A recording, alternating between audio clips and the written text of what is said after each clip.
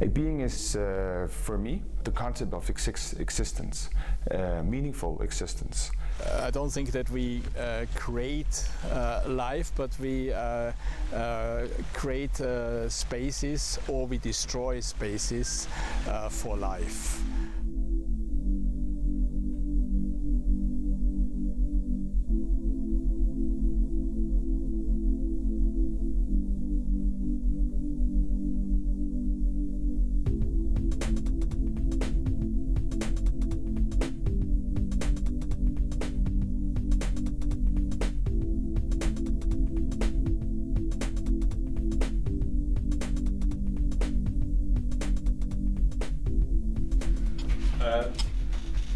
There are a lot of things, but this new train station, it's designed as a bridge, so you can walk through around.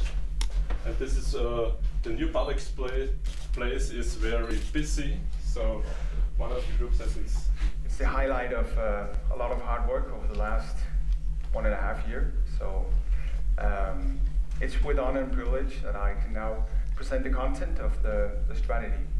When we built our strategy process, we put ourselves in a situation where we wanted to insist on openness, on participation. So the strategy process has been a way of also trying to experiment with new modes of participation.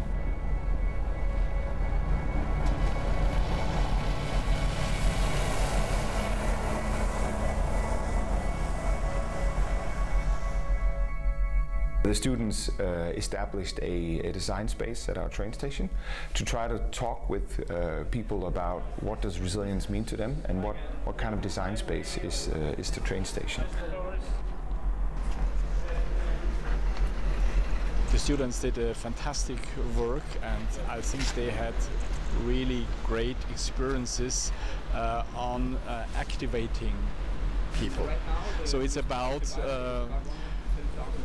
direct communication with the user and not abstract idea creation on the desk.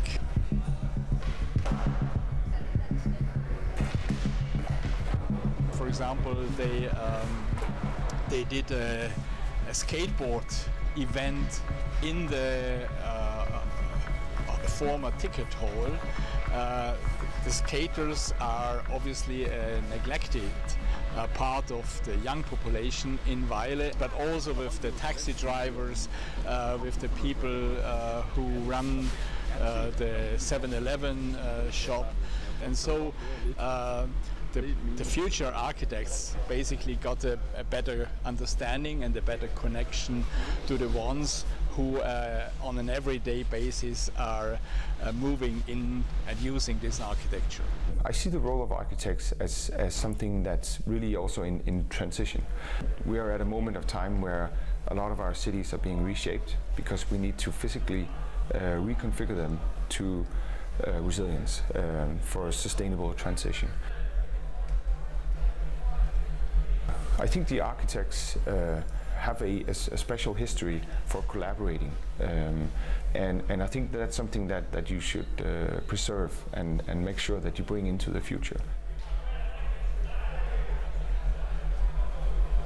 And I think what is emerging right now is also a much stronger collaboration between different disciplines, so that we make sure that the physical layer of cities is also integrated with the social layer, but also digital layer. Certainly, it needs, first of all, the consciousness that it's not us who impose an egocentric artistic work. It requires some new techniques, not only of interviewing, but also of integrating directly ideas, understand them, and to discuss this in a more complex situation with the ones who generate the ideas without throwing the ideas away because they create maybe other problems, and to find a complexity in this discourse that definitely raises the quality of design. It would be an inconvenience since we can't go to the industry by car. It would possibly affect the industrial dock area. area would be a huge minus. And generally public transport is not that working, and it doesn't fit all shop types. So it's a pretty bad idea. Thank you. I think there were some of the students that really engaged in the way of being corrected in order to listen. The intentions were not to create a final big, nice project at the station, a new building. The intentions were to create awareness of what is it that we need to create a good place to be for everyone.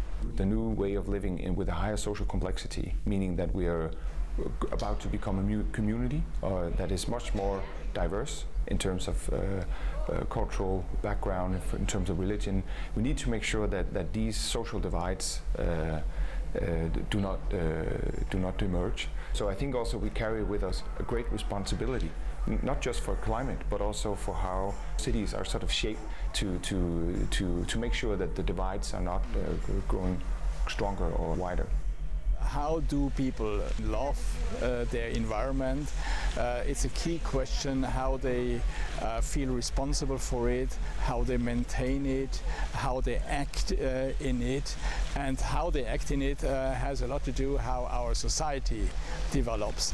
So in that sense, the aesthetic aspect has enormous potential.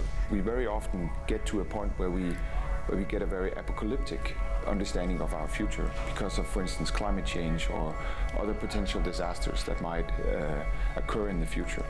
I think what resilience does is that it provides us with a framework for enthusiasm and say, well, the future is something that we need to take responsibility for, and we need to design for the future.